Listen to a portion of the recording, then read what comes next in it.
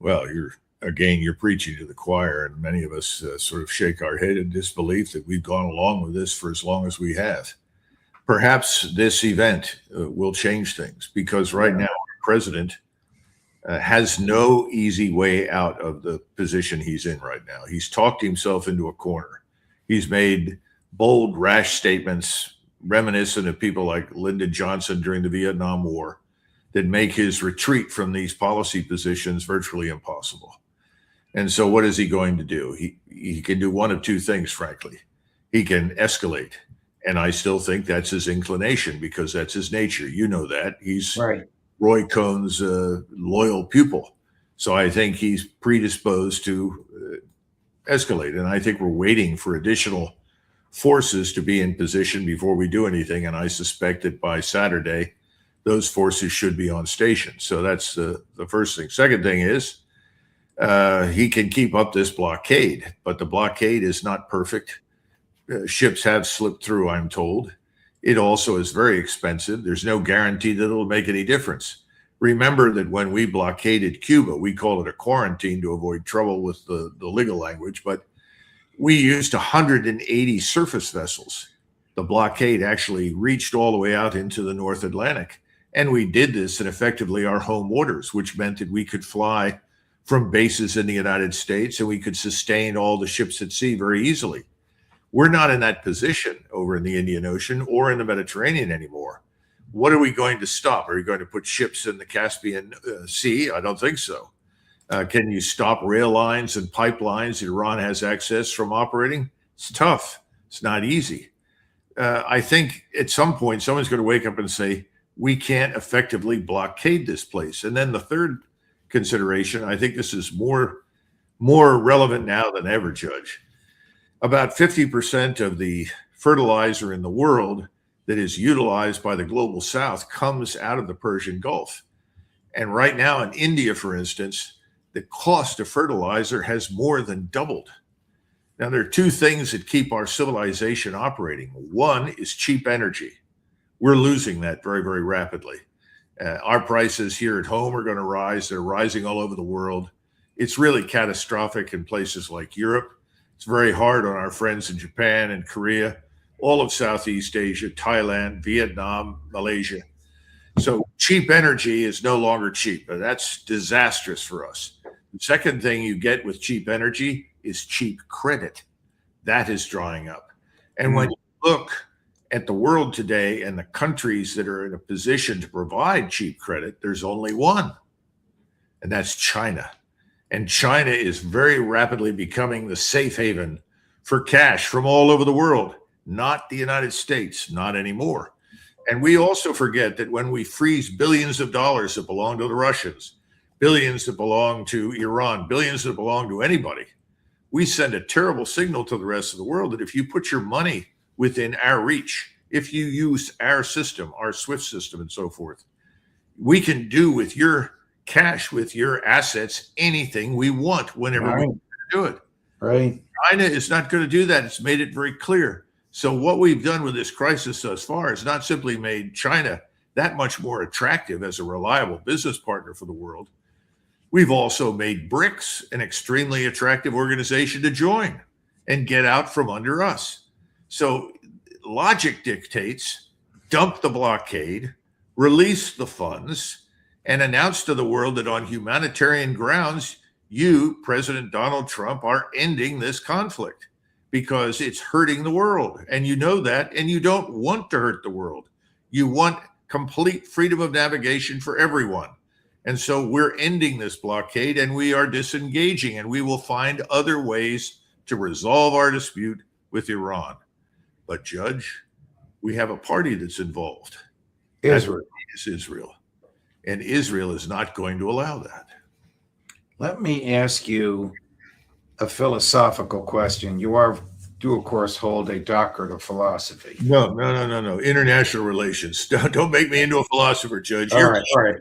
It's called a PhD, but it's certainly in international relations. But this is imbued with international relations. How odd is the bonding between the United States and Israel? Israel is a messianic eschatological, interested in the end of times, apartheid nation. The United States is the opposite. It is secular. It believes in the value of every human being, and it embraces the Enlightenment. How did we get to this bond? Well, I think you've got to go all the way back to World War II and Harry Truman. A close friend of mine that I went to school with for years, and he happens to be Jewish, and he would tell me routinely the death of 6 million Jews in World War II was the down payment on the state of Israel. And to a large extent, I think he's right. And I think that Truman saw it that way. Many people did at the time, that as a result of this long history of being tossed out of virtually every country in Europe and many other countries in the Middle East and around the world, Jews deserved a safe haven. I don't think anybody at the time, including Harry Truman, thought that the safe haven would be turned into a platform for the projection of military power against all of its neighbors. And so people like me and a lot of other Americans thought that whatever we could do to help Israel defend itself and preserve the state of Israel was virtuous. I don't think we thought in terms of Israel expanding at the expense of its neighbors, conquering its neighbors, dominating the Middle East, or anything else. But that's where we've ended up. How inappropriate is it? I mean, I don't know if these reports are true or not. They come from credible sources that President Trump asked General Kane to explain how the nuclear codes work.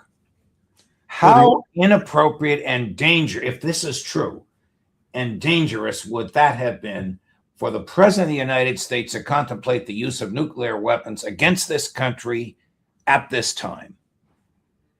Well, the only source for any of this that I'm aware of is Larry Johnson, and he has some pretty good access. Yes. So I don't doubt Larry. The only thing that I would say is as follows, that presidents do have every right to involve themselves in the whole nuclear business. In fact, one of the complaints that several chairmen of the Joint Chiefs of Staff have made over many, many years is the lack of interest that too many presidents have shown in the whole business. Now, I don't know precisely what President Trump said. I don't know what his words were. I sincerely hope that he was not contemplating the use of a nuclear weapon in this particular setting, or for that matter, in my judgment, in any setting. But having said that, we need to keep a couple of things in mind.